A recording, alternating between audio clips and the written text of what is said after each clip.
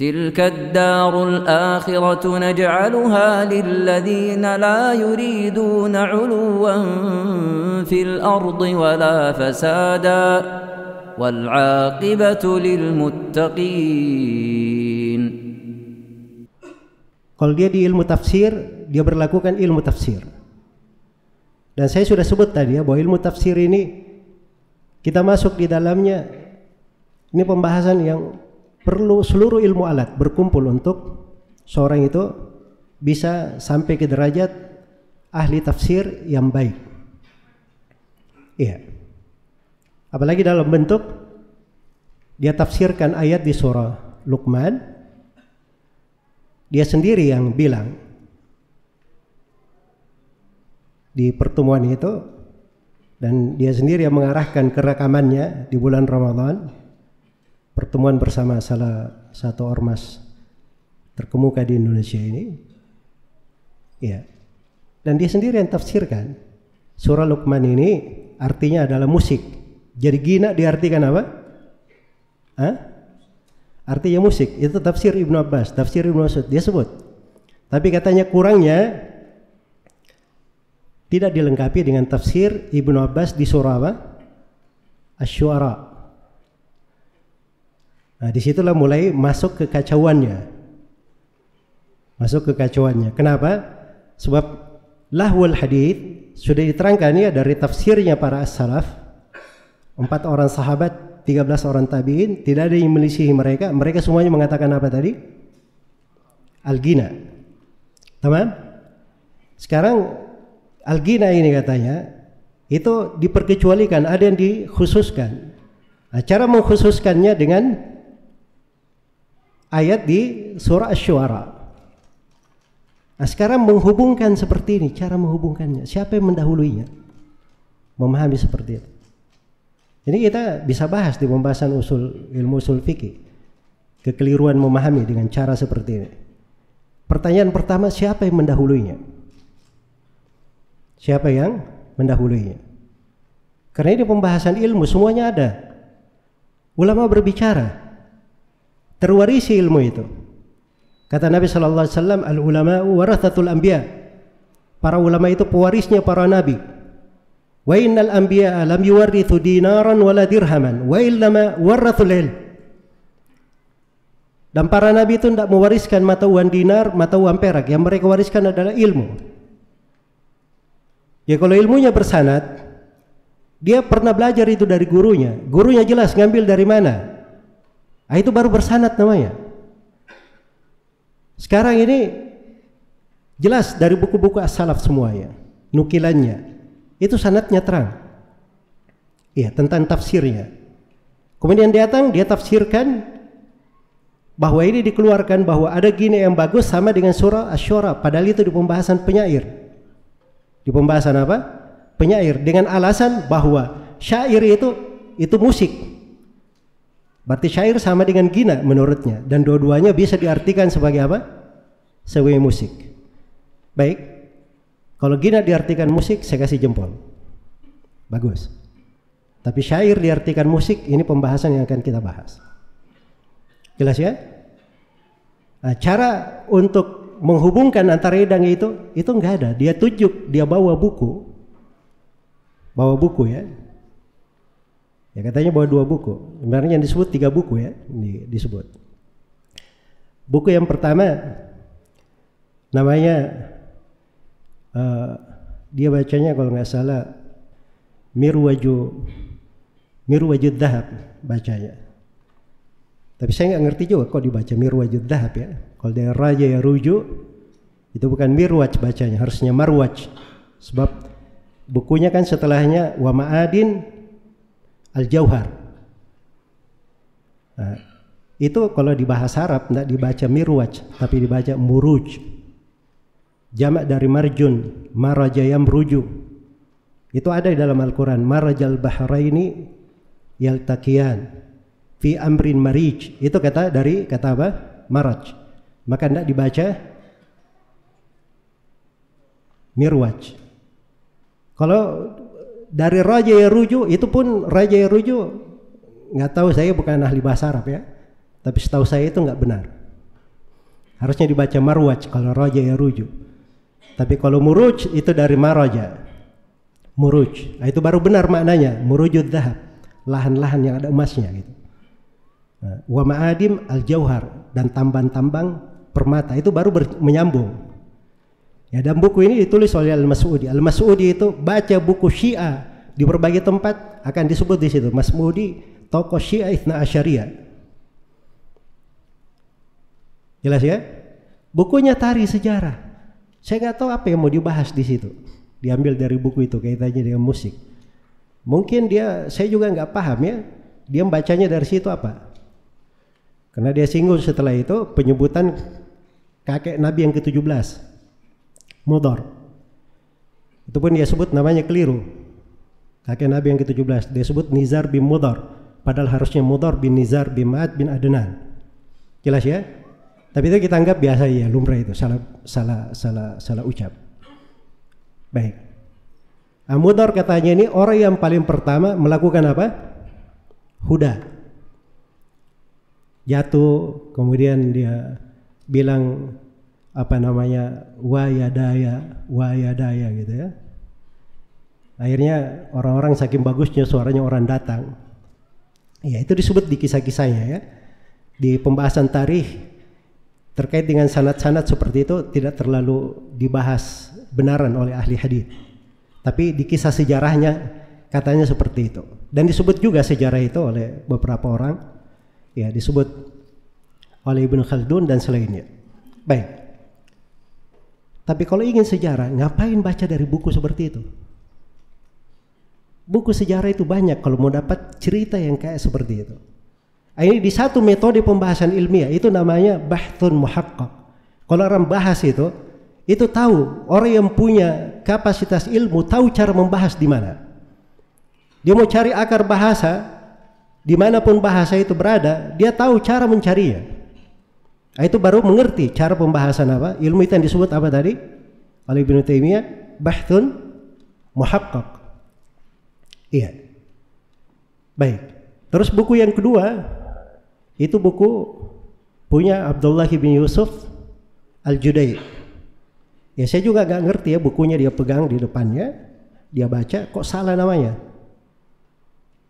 Abdullah bin Mustad siapa gitu dia sebut. Padahal nama orangnya Abdullah bin Yusuf Al-Judai, bukan Al-Jadi, Al-Judai. Iya. Kalau tanya kenapa bacanya Al-Judai, ya begitu yang kita dengar dari guru, dari orang-orang, dari orang Kuwaitnya cara bacanya. Itu nggak ada di buku-buku, memang diharokati. Jelas ya? Ada dari ilmu itu nggak bisa antum dapat di buku. Dengar langsung, duduk kepada guru, ya, tahu dari orang-orang di negeri itu. Seperti kadang ada teman-teman yang heran ya, saya sering baca Abdurrahman bin Nasir As-Sa'di, saya tidak baca Sa'di. As-Sa'di itu bacaan penduduk kampungnya. Syekh Shalih Al-Fauzan banyak seperti itu, malah beliau bilang salah kalau baca Sa'di.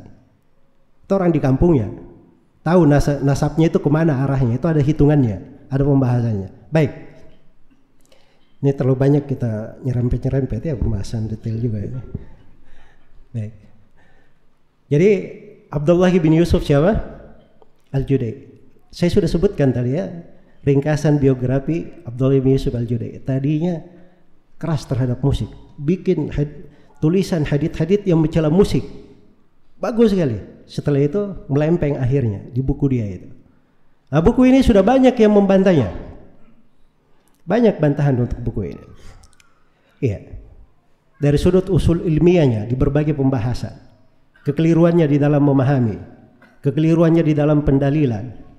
Ya, dan cara paling sederhananya tidak usah baca buku itu.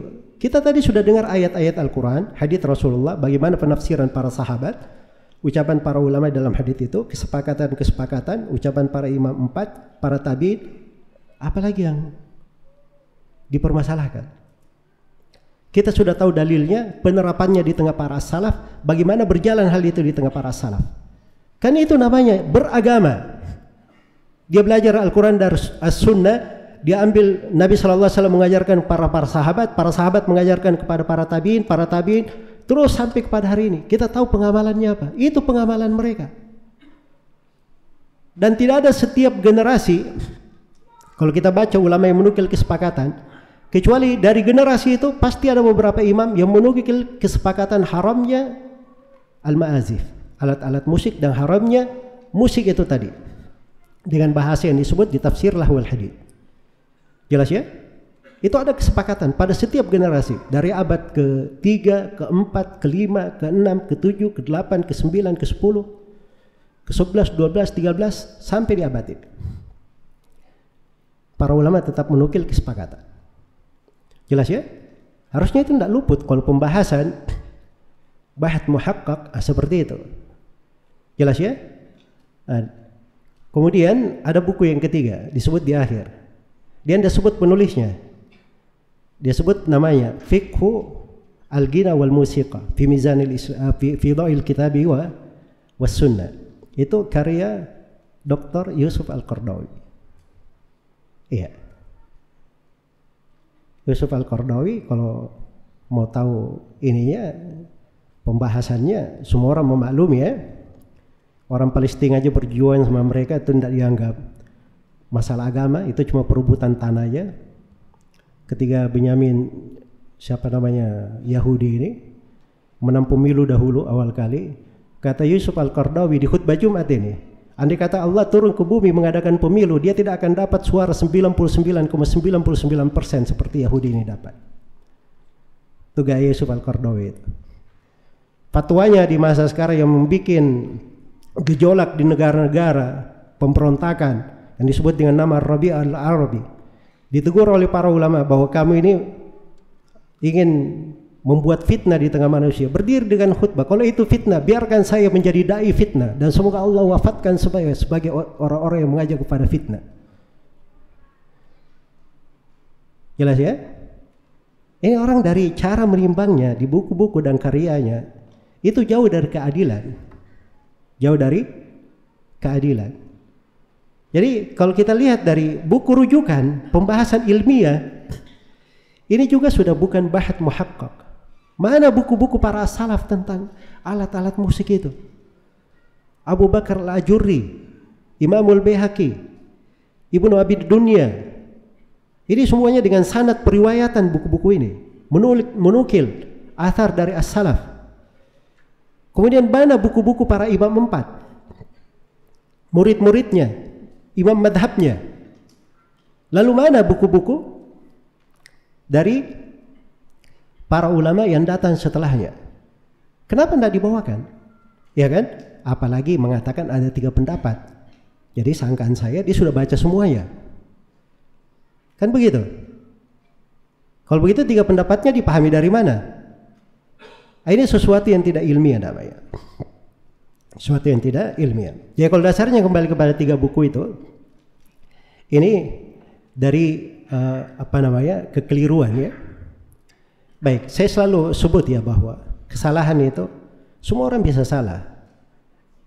Ya tidak usah terlalu baper kalau ada yang mengingatkan keliru begini, keliru begitu, nggak apa-apa, anggap saja itu pembahasan ilmiah, diterima. Kita bisa salah ya. Ya, penyebutan syair-syair, ini wazan-wazan juga ini saya luruskannya karena ini ahli bahasa. Saya bukan ahli bahasa ya, tapi saya juga tahu syair gitu. Dan saya juga pernah baca syair di depan menteri. Dan saya diberi apresiasi bagus gitu. Syair dari saya sendiri yang buat. Bisa saya syair, tapi terus terang saya bukan ahli bahasa. Jelas ya? Tapi saya tahu bahwa ini syair kalau dikatakan tala al-badru alaina min thaniyatil wada'i, itu diambil dari Bahrul Madid, itu keliru. Jelas ya? Itu bukan dari Bahrul Madid. Itu dari Bahrul Ramal namanya. Dari Bahru Ar-Ramal. Kata kuncinya kalau dalam ilmu timbangan Al-Qafiyah wal Arud, dia katakan Ramalul abhuri tarwihi thiqatu. Fa'ilatun fa'ilatun fa'ilatun. Iya. Itu Bahru Ar-Ramal. Baik. Ya kalau disebut di sini bahwa ini asalnya dari Bahrul Madid, Dia katakan ini Bahrul Madid, Tolal Badru alaina. Mufa'alatun mufa'alatun fa'ilatun, mufa'alatun mufa'alatun fa'ilatun. Tidak ada wazan seperti itu di 16 Bahrul Buhur Syi'riyah. Jelas ya? Dan Bahrul Madid bukan seperti itu wazannya. Wazan dasar yang digunakan di Bahrul Madid itu fa'ilatun, fa'ilun, fa'ilatun. Itu wazannya yang dipakai di Bahrul Madid. Jelas ya? Baik, ini kita bicara syair ya. Jadi kalau timbangan ilmu namanya ilmu, ya banyak penuntut ilmu juga banyak yang bicara dan tahu syair-syair begitu. Baik. Berikutnya dari hal yang ingin saya kaji mendalam juga di sini, sebelum kita masuk ke dalam alasan utamanya ya, kenapa dia namakan syuara sebagai surat pemusik, syair sebagai pemusik. Iya. Sebelum kita masuk ke situ masih ada satu poin lagi. Di ulumul Quran itu ada namanya ilmu tentang nama-nama surah. Jadi nama surah itu ada ilmunya. Nama surah itu ada ilmunya. Kenapa dinamakan surah Syuara? Apakah itu bersumber dari Nabi sallallahu alaihi wasallam atau bersumber dari sahabat atau bersumber dari para ulama yang datang setelahnya? Hubungan penamaan dengan surah itu apa? Itu ada ilmunya. Dan ini tidak menggunakan dasar kaidah ilmu di dalam menghubungkan surah Asy-Syu'ara kepada apa? Surah pemusik. Sebab tema surah ini itu sebenarnya pemusik cuma datang, Asy-Syu'ara-nya itu cuma datang di akhir surah. Dan salah satu sebab namanya sebuah surah di tengah para ulama itu karena di surah tersebut ada misalnya sebuah kalimat tidak ada di tempat lain. Seperti kata Syu'ara itu di dalam Al-Quran cuma di situ saja. Al-Baqarah tuh, kenapa dinamakan surah Al-Baqarah tuh? Apa surah Al-Baqarah bercerita tentang sapi betina semua? Hah? Tidak, sebab Al-Baqarah tuh pakai tak marbuto di seluruh Al-Quran cuma di satu tempat saja, cuma di surah Al-Baqarah. Sama dengan di surah Syu'ara. Jelas ya? Jadi ketika seluruh surahnya ya dikesankan masuk di dalam pembahasan itu enggak cocok di pembahasan. Baik. Jadi ini namanya melampaui batas ya di pembahasan tentang ilmu nama-nama surah, dan di nama-nama surah ini enggak ada dari para ulama yang menafsirkan Asy-Syu'ara jamak dari syair.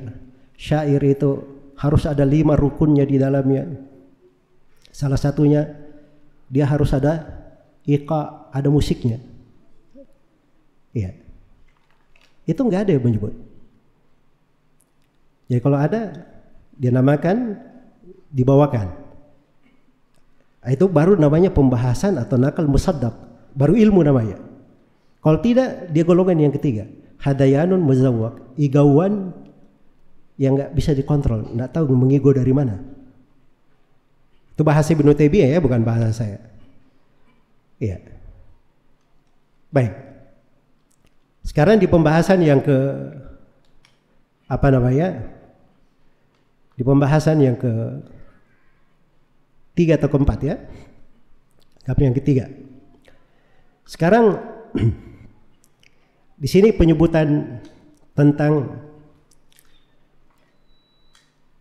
urutan dia kenapa menghubungkan antara surah Syu'ara dan surah Luqman. Dia cerita dari sudut sebab nusul. Saya dengarkan Luqman itu kisahnya begini dan begini. Akhirnya berakhir di kisah Syu'ara begini dan begini. Itu kan dihubungkan. Itu namanya kalau dulu ilmu Al-Quran namanya ilmu asbabun nuzul. Ilmu apa? Asbabun nuzul. Saya buka-buka riwayat asbabun nuzul. Memang ada asbabun nuzul. Walaupun ceritanya lemah ya, karena hadits sahih di asbabun nuzul tidak ada di situ. Saya tahu tentang sebab turunnya. Jelas ya? Tapi saya coba lihat di buku-buku. Saya nggak ketemu dari mana dapat cerita tersebut. Ini sudah keluar lagi dari jalur pembahasan apa? ilmiah yang lainnya. Salah satu ilmu namanya ilmu asbabun nuzul. Baik. Berikutnya, ke inti permasalahannya. Apakah benar syair itu harus ada musiknya? Iya. Katanya ada 5 rukun di dalamnya, ada 5 syarat. Ada 5 syarat. Yang pertama afkar, ide, renungan pikiran. Terus yang kedua uslub, gaya, bahasa. Kemudian yang ketiga al-fasaha, kefasihan. Yang kemudian yang keempat al-khayal, imajinasi. Kemudian yang kelima dia sebut iqa, musik, iqa, irama, notasi. Dia kumpul semua ya. Baik, pertanyaannya dari mana dia dapat ini? Dari mana dia dapat? Kan harusnya disebutkan buku yang mana. Oh, dia bawa 2 buku itu tadi. Itu 2 buku itu tidak ada penyebutan, tidak dari dekat, tidak dari kecil syarat-syarat syair. Dan tidak pernah 2 buku itu menyebut bahwa syair itu musik. Tidak pernah. Sampai saya bolak-balik 2 buku itu. Barangkali saya ada yang luput. 2 kali saya bolak-balik. Padahal saya nggak suka baca. Untuk memastikan. Jelas ya? Baik. Ini dari mana mendapatnya? Kalau di ilmu syair itu jelas. Ilmu syair itu mereka definisikan sederhana, 3 kalimat saja. Al-kalamul mauzul al-muqaffa. Syair itu ucapan yang ada wazannya, timbangannya, dan berakhir dengan qafiyah. Nah, itu syair. Jadi cuman ucapan, ada timbangannya. Ya. Ada timbangannya, itu yang disebut dengan buhur syairiyah, lautan-lautan syair. Terus ada akhirnya, qafiyahnya. Jelas ya? Ada akhir dari qafiyahnya. Aya ayyuhar rajulu al-muallimu ghairahu halla li nafsika kana dat-ta'limu ibda binafsika fanhaha an gayyiha fa idza intahat fa anta hakimu. Ini akhirnya mim. La tanha an khuluqin wa ta'tiya mithlahu arun alayka ila fa'alta azimu. Jelas ya? Itu syairnya Abul Aswad Ad-Duali, pencetus ilmu nahwu. Syair bijaksana. Nah, ini akhirnya mim semua. Nah, itu qafiyah namanya. Jelas ya? Ada wazannya. Iya. Itu disebut mauzun. Dia punya wazan, punya timbangan. Iya. Syair itu tidak mesti ada iramanya. Dan tidak mesti antum punya fasaha. Karena itu ada yang dikritik ini syair tidak fasih. Tapi syair juga. Cuma dikatakan tidak apa? Tidak fasih. Bukan dari syarat syair dia harus fasih. Jelas ya? Baik. Syair tidak mesti ada khayalan. Iya. Seorang ingin misalnya membuat syair tentang bidang-bidang dari ilmu, dia buat saja, nggak ada masalah. Seperti misalnya 8 makhluk yang Allah ciptakan untuk kekal. Ada 8 makhluk memang Allah ciptakan untuk apa? Untuk kekal, tidak sirna. Apa 8 makhluk itu? Wah, itu terlalu lama murojaahnya. Baik. Surga, neraka, arsy, kursi, lauhul mahfuz, qalam, ruh, dan tulang ekor manusia. Kata Suyuti rahimahullah, thamaniyatun hukmul baqaya ummuha minal khalqi wal baquna fi khayyizil adam hiyal arsu wal kursiyu jannatun wa narun wa ajabun wa arwahun kadzal lauhu wal qalam. Itu tidak perlu imajinasi, kumpul aja namanya. Siapa 7 orang sahabat yang paling banyak meriwayatkan hadits? Kata Suyuti rahimahullahu taala, apa namanya, al-mukthiruna wal mukthiruna fi riwayatil athar. Abu Hurairah yalihi ibnu Umar, Abu Hurairah yalihi ibnu Umar, wa Anasun wal bahru kal khudri, wa Jabirun wa zaujatun Nabi. 7. Nggak perlu ada imajinasi. Sebut aja namanya. Apa susahnya? Perlu antum imajinasi? Hah? Syair itu. Syair. Nggak perlu imajinasi. Yang paling lucunya lagi harus ada musiknya. Dapat dari mana harus ada musiknya? Tadi saya sudah sebut Al-Hutai'ah ya, dia dengar musik, marah dia, suruh berhenti orang itu, atas dia pergi. Kalau memang syair ada musiknya, itu Al-Hutai'ah tidak akan mungkin membaca syair. Ada anak perempuannya, ada keluarganya, ya kan? Syair itu terdiri dari 3, semua syairnya orang Arab tidak lepas dari 3. Ada namanya sabab, ada namanya watat, dan ada namanya fawasil. Ini 3. Sabab itu terbagi 2. Ada sabab khafif, ada sabab thaqil. Watat ada 2, ada watat majmu', ada watat mafruq. Kemudian fawasil, ada fawasil sughra, ada fasilah sughra, ada fasilah kubra. Ini antum jadi bingung akhirnya ya. Karena kita bahas syair sekarang. Baik, sabab itu apa? Sabab itu kalau dia sabab khafif, itu ada 1 berharokat, 1 di sukun. Contoh bal, hal. Nah, itu sabab apa namanya? Khafif. Kalau sabab thaqil itu dua-duanya berharokat. Contoh 5, bima. Baik. Watat. Watat itu 2. Ada watat mafruq, ada watat majmu'. 2 harokat, 2 berharokat, tengahnya sukun. Qala, kaifa. Jelas ya? 2 sama-sama berharokat, akhirnya sukun. Contoh na'am, fathah, kemudian sukun. Jadi sekarang saya mau nanya, hal, bal, ada irama antum dengar tadi? Hah? Kalau antum ucapkan biasa, kaifa haluka ya fulan, itu bagaimana? Musik itu? Nggak ada ya akhi. Kecuali saya bilang kaifa haluka ya fulan, itu baru mungkin nyanyi. Itu dimasukin namanya. Syair bisa dinyanyikan, bisa dilagukan, bisa. Tapi pada dasarnya syair tidak ada mensyaratkan harus ada musik. Dari mana dapatnya? Jelas ya? Sama dengan fasilah, fasilah kubra, fasilah sughra. Iya. Dikumpul oleh apa namanya, didekatkan oleh ahli arut ya, dikatakan lam ara apa namanya, lam ala dhahri jabalin samakatan. Nah, itu begitu.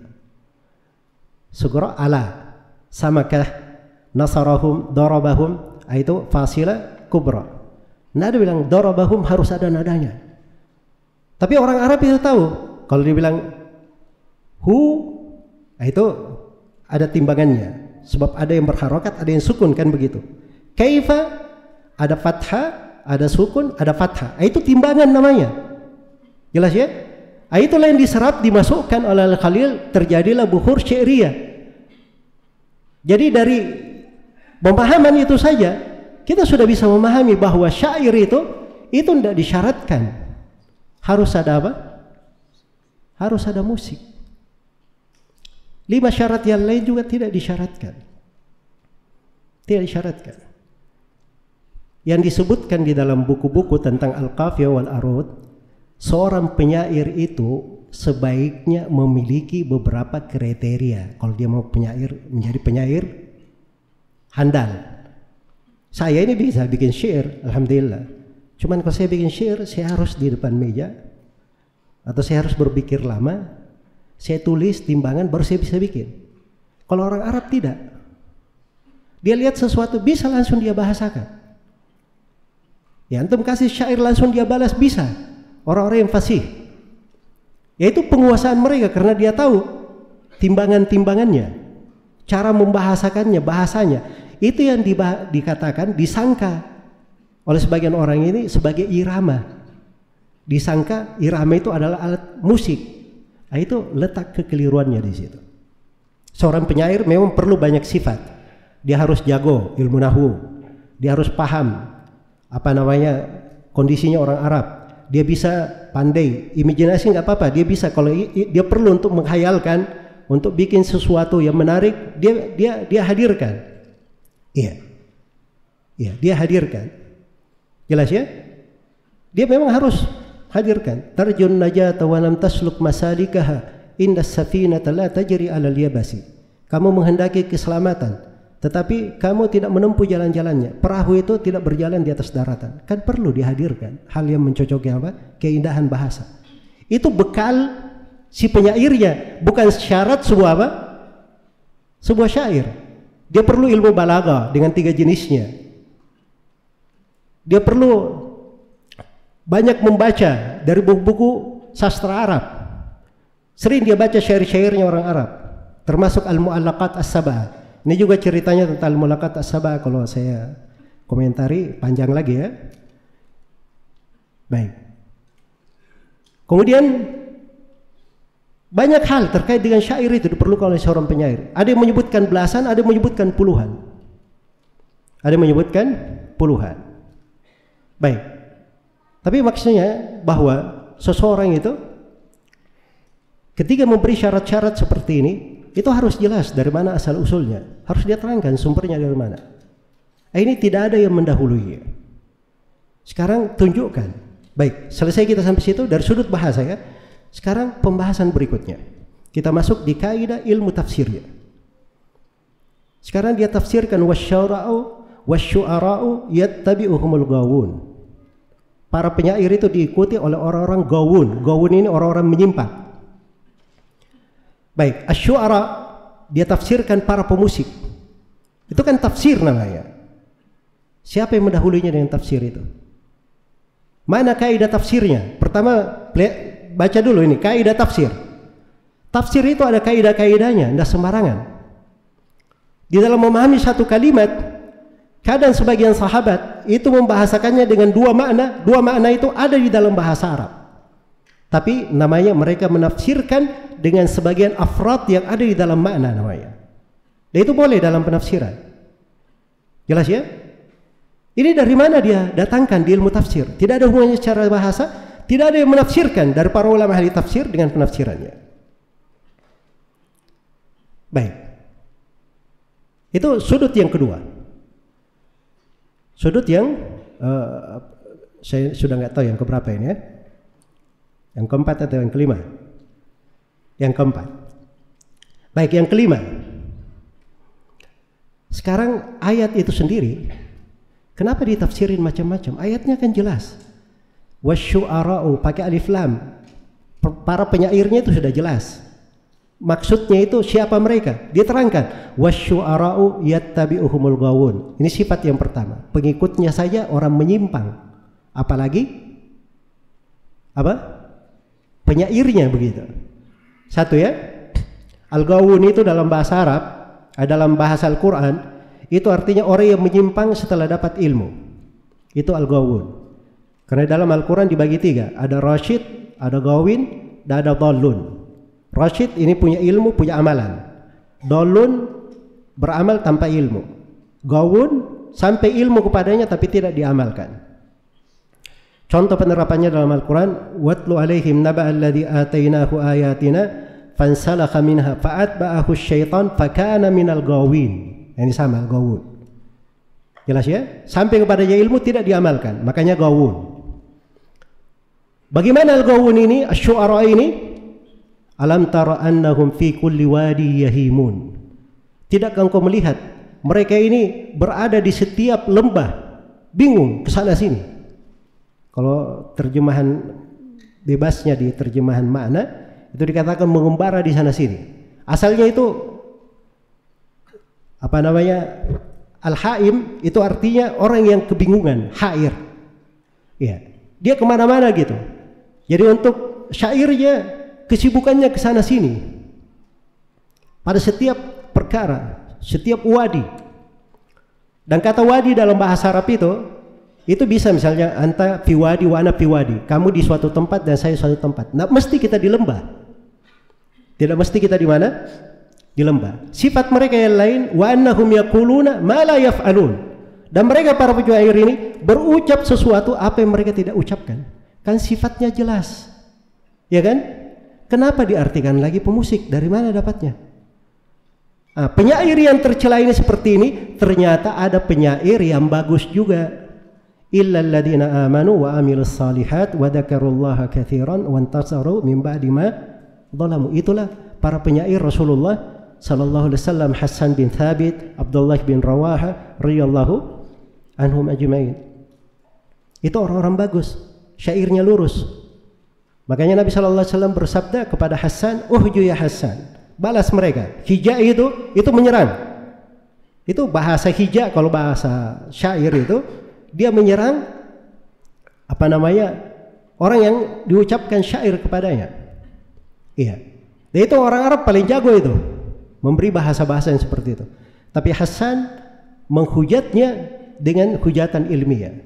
Karena itu kata Nabi sallallahu alaihi wasallam, tapi sabar dulu. Sebelum kamu menyerang mereka balik, pergi ke Abu Bakar As-Siddiq. Biar kamu dengar langsung nasabnya orang-orang Quraisy dari Abu Bakar. Nah, setelah dia tahu, dia bisa memposisikan syairnya tepat pada tempatnya. Itu baru penyair yang dipuji. Jelas ya? Baik, hubungannya dengan surah Luqman apa? Nah, ini cara menghubungkan ini kayak gimana? Tidak ada yang pernah berpikir ke sana untuk menghubungkan. Tidak ada yang mendahulunya juga di dalam hal tersebut. Baik, pertanyaan berikutnya. Anggaplah asy-syu'ara, jamaknya syair, diartikan pemusik. Sudah, kita tidak usah ribut-ribut lah. Ya, saya mau ambil jalur aman aja. Tapi saya mau bertanya, terus gimana caranya kita tafsirkan ayat wa ma 'allamnahu syi'ra wa ma yanbaghi lah. Kami tidak pernah ajarkan kepadanya syair dan tidak pantas. Syair itu untuk Nabi Muhammad sallallahu alaihi wasallam. Syair mau diartikan apa? Terus kalau mau ditafsirkan, dia harus ucapkan tafsir yang sama di sini juga. Syair juga ini. Ya kan? Tapi kenapa tidak ada ulama yang berbicara tentang itu di tempat ini? Bagaimana dengan ayat yang lain? Wa ma huwa biqauli syair. Qalilan ma tu'minun. Al-Qur'an itu bukan ucapan seorang penyair. Sedikit di antara kalian beriman. Bagaimana kalian menafsirkan ayatnya? Ya kan? Ini akan repot namanya. Memang kalau sesuatu itu tidak ada asal usulnya dan sesuatu tidak punya nilai ilmiah, itu akan membuat semrawut. Dan Al-Quran tidak seperti itu. Al-Quran itu sifatnya afala yatadabbaruna al-Quran walau kana min indi ghairillah lawajadu fihi ikhtilafan katsira. Al-Quran itu tidak ada kontradiksi. Kitabun uhkimat ayatu thumma fussilat min ladun hakimin khabir. Ayatnya semuanya muhkam. Tidak ada kontradiksi. Saling berpasangan. Makanya dikatakan kitaban mutasyabihan. Mirip, berpasangan, selaras. Itu Al-Quran. Iya. Makanya jangan masuk di dalam menafsirkan perkara-perkara terkait dengan Al-Quranul Karim apa yang tidak diucapkan oleh para ulama rahimahumullahu ta'ala. Jadi kalau kita tahu jalannya, kita tahu jalan menafsirkan, itu mudah sekali. Dan terakhir di sini yang ingin saya ingatkan, atau ini sebelum yang terakhir ya, ini saya ingatkan, ada kaidah dari jalannya ahli sunnah berdalilkan. Mereka itu selalu ambil yang muhkam, yang mutasyabih dibawa maknanya kemana? Ke muhkam. Jangan ayat-ayat yang muhkam seperti ayat tentang haramnya gina, ayat surah Luqman dan selainnya, itu muhkam semuanya, tidak ada yang mutasyabih. Semuanya tegas menunjukkan haramnya. Kok tiba-tiba ingin diberi rincian? Gara-gara ingin memberi rincian, ada yang diperkecualikan. Karena itu nanti ada yang boleh secara mutlak, ada yang tidak boleh secara mutlak, ada yang merinci. Dari mana dapat ilmu seperti itu? Itu namanya gaya pendalilan, bukan di tengah ahli sunnah. Itu gaya pendalilan disebutkan oleh para ulama, pokok penyimpangan setiap kelompok yang menyimpang dari jalan yang lurus. Dia ambil yang mutasyabih, dia tinggalkan yang muhkam. Diambil yang mutasyabih, dia tinggalkan yang apa? Yang muhkam. Dan yang terakhir, disalahkan kalau diterjemahkan surah para penyair. Ini nggak tahu ya, saya sendiri bukan pakar bahasa Indonesia ya. Iya. Tapi kalau dia katakan syair dalam bahasa Arab itu beda dengan syair dalam bahasa Indonesia. Makanya ada penyair-penyair dimaklumi dalam bahasa Indonesia itu syair, nggak disebut apa? Dia disebut musik. Kayak itu mudah sebenarnya. Sama saja syair dalam bahasa Arab seperti itu juga. Itu bukan musik. Sisa syairnya kalau dilantunkan, dimusikkan, diberi nada, itu baru jadi apa? Jadi musik namanya. Apa bedanya? Jelas ya? Makanya penerjemahannya itu terjemahan bagus ya, menerjemahkan makna secara detail dengan kata penyair itu. Dan itu yang selama bertahun-tahun di penerjemahan makna Al-Quran kita. Dari masa terjemahan Profesor Dr. siapa namanya, Hasbiah Siddiq CS sampai di hari ini.